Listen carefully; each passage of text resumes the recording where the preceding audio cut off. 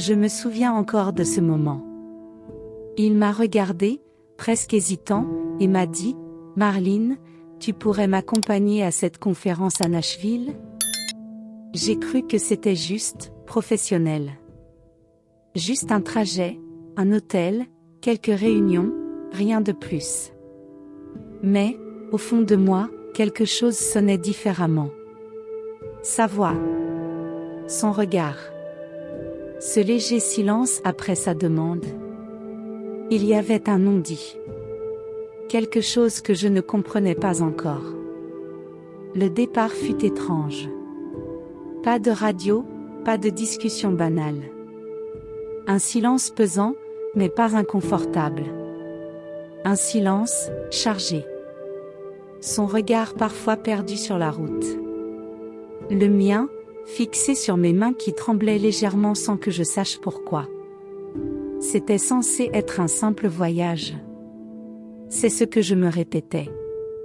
Encore et encore. Puis, ce premier arrêt. Cracker Barrel. Il m'observe choisir cette petite figurine d'ange. Je crois qu'à ce moment précis, il a compris quelque chose de moi. Et moi, je crois que je venais de comprendre qu'on ne faisait pas ce voyage pour une simple conférence. La conférence ? Un prétexte. À peine arrivé, il me propose un dîner, prétextant vouloir parler des projets du bureau. Mais ses yeux disaient tout autre chose. Je le connaissais depuis plus de 20 ans, et pourtant, ce soir-là, c'était un autre homme. Un homme que je n'avais jamais vraiment vu. Ou peut-être que je n'avais jamais osé regarder de cette façon. Le vin coulait doucement, tout comme les silences lourds entre chaque phrase. Il me regarde. Longuement. Trop longuement.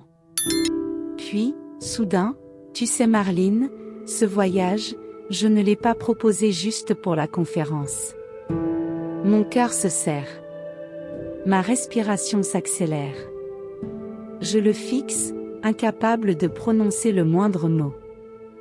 Je savais qu'à partir de cet instant, rien ne serait plus jamais comme avant. Il s'approche légèrement. Ses doigts frôlent ma main. Je retire doucement, mais pas vraiment. Pas totalement. Il le sent. Je le sens. Et pourtant, aucun de nous deux ne dit ce qui brûle nos lèvres. La nuit est tombée. Le retour à l'hôtel était silencieux, mais ce n'était plus le même silence qu'à l'aller. C'était un silence électrique. Chargé. Explosif. Devant la porte de ma chambre, il pose sa main sur la poignée. Il hésite. Moi aussi. Puis, il murmure, on devrait peut-être continuer cette conversation. Il entre. Je referme la porte. Lentement. Trop lentement. Nos regards ne se lâchent pas. Je tremble. Pas de peur. Non. De ce mélange interdit de désir, d'interdit, de doute, et d'un besoin profond que je n'avais jamais ressenti ainsi. Il s'assoit sur le fauteuil.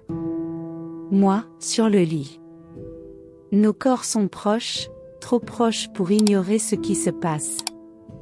Et quand il s'approche, pose sa main sur la mienne, tout devient flou. La tension est insupportable.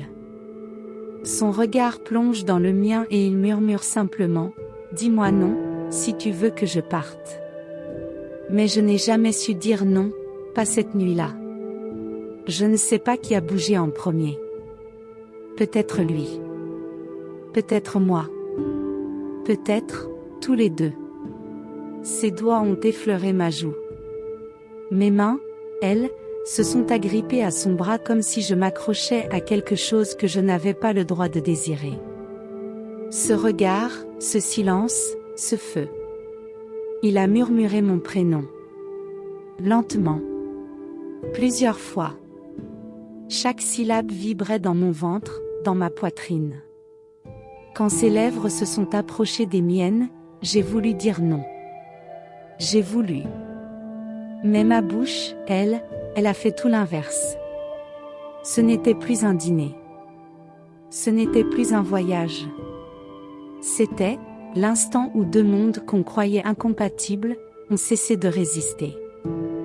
Je me suis retrouvée contre lui. Je sentais son souffle, ses mains tremblaient presque autant que les miennes. Ce n'était pas juste du désir. Non. C'était plus profond. Plus complexe. Plus dangereux aussi. C'était deux solitudes, deux blessures, qui se reconnaissaient. Quand ses doigts ont descendu la fermeture de ma robe, j'ai senti un frisson que je n'avais pas connu depuis, peut-être jamais. Lui aussi hésitait. Ce n'était pas un homme sûr de lui, dominant. Non. C'était un homme qui se demandait encore s'il avait le droit, et moi, je me demandais pourquoi je ne l'arrêtais toujours pas. Et puis, il n'y a plus eu de mots.